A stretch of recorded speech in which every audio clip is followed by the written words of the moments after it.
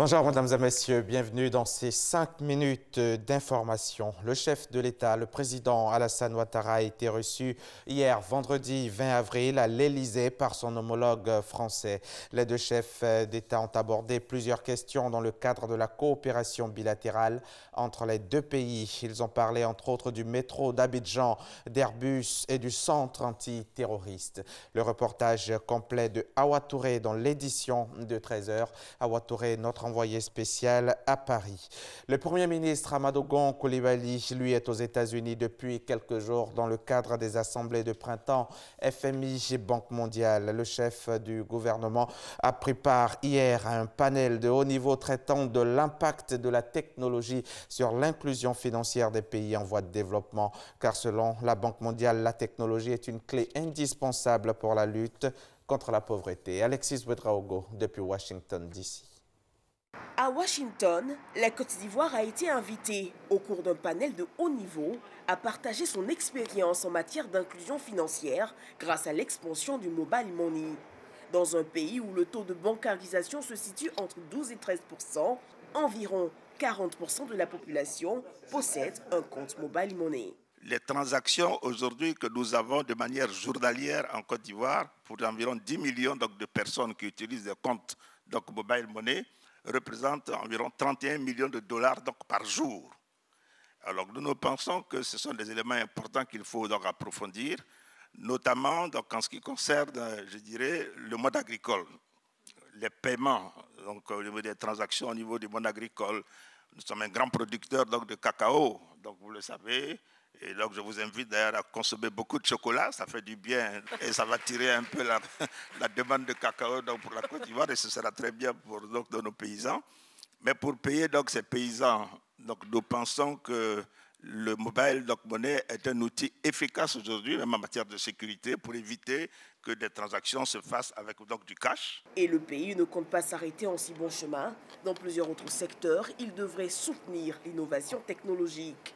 Le panel, qui voyait la participation de la reine Maxima des Pays-Bas, s'est aussi penché sur la maximisation de l'accès au financement de développement grâce justement à une bonne exploitation de la technologie. Pour le président de la Banque mondiale, la technologie peut sûrement améliorer les progrès et l'inclusion pour les populations défavorisées. Un peu plus tôt, au siège de la SFI, d'abord, félicitations. C'est avec des félicitations que le vice-président exécutif accueille Amadou Gon Coulibaly à son siège pour le succès de l'Eurobond 2018. La séance de travail a fait le point de la coopération entre le pays et l'institution. L'occasion pour Amadou Gon Coulibaly d'insister sur des appuis précis touchant l'amélioration de la qualité de vie des Ivoiriens. Le niveau actuel d'exécution en matière de logement est trop faible par rapport aux besoins au niveau des Ivoiriens. En fonction de votre expérience, sur la question des logements dans tel ou tel pays, on serait très intéressé de voir quel serait le modèle optimal, ce qui concerne une promotion de construction massive de logements sociaux. En Côte d'Ivoire. La SFI, branche privée du groupe de la Banque mondiale, a réitéré son engagement à accompagner le pays. En fin de journée, de retour à ses quartiers au Watergate Hotel, le Premier ministre a accordé une audience à l'ancien président de la Banque africaine de développement, Donald Kaberuka. Et la coopération militaire entre la Côte d'Ivoire et la France se porte bien. Une manœuvre dénommée Touraco vient de se dérouler ici même à Abidjan. Elle a engagé la quasi-totalité des unités spécialisées ivoiriennes et les militaires des forces françaises en Côte d'Ivoire. L'opération Touraco est donc un exercice tactique de l'armée de l'air française qui avait pour objectif l'accroissement des capacités opérationnelles des troupes ivoiriennes. Au Zimbabwe, l'ex-président Robert Mugabe devra s'expliquer sur la disparition de revenus diamantifères représentant la somme de 15 milliards de dollars de revenus. C'est ce qu'a confirmé hier vendredi le président du comité parlementaire en charge des mines et de l'énergie. L'ex-chef d'État est cité à comparaître le 9 mai prochain. Ce comité en charge des mines et de l'énergie a été particulièrement actif ces derniers mois depuis le départ de Robert Mugabe, convoquant plusieurs anciens ministres, chefs de la police et hauts responsables de l'administration. Au Burundi, Pierre Nkurunziza a procédé à un nouveau remaniement ministériel à moins d'un mois du référendum du 17 mai qui doit permettre au président Pierre Nkurunziza de rester au pouvoir jusqu'en 2034. 4 ministres quittent le gouvernement et 5 autres y font leur entrée. La principale victime de ce remaniement est le chef de la diplomatie, Alain Aimé Nyamitwe, puni d'avoir laissé se dégrader l'image du Burundi sur la scène internationale.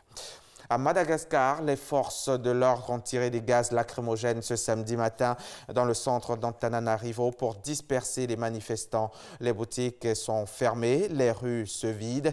Les députés de l'opposition avaient appelé un rassemblement devant l'hôtel de ville pour dénoncer les lois électorales et la façon dont elles ont été adoptées le 4 avril à l'Assemblée. Les autorités malgaches avaient prévenu qu'elles ne toléreraient aucun rassemblement politique ce samedi 21 avril. Ils étaient censés être en vacances ce samedi 21 avril. Les députés français sont finalement de retour sur les bancs de l'hémicycle ce matin, faute d'avoir terminé d'examiner le projet de loi Asile et Immigration du gouvernement. Environ 1000 amendements ont été déposés, y compris par des membres de la majorité opposés à certaines dispositions du texte. Les débats qui ont commencé lundi 16 avril s'éternisent et le vote final ne devrait pas avoir lieu avant la nuit. C'est la fin de ce flash. À 13h, on développera tout ça. À tout à l'heure.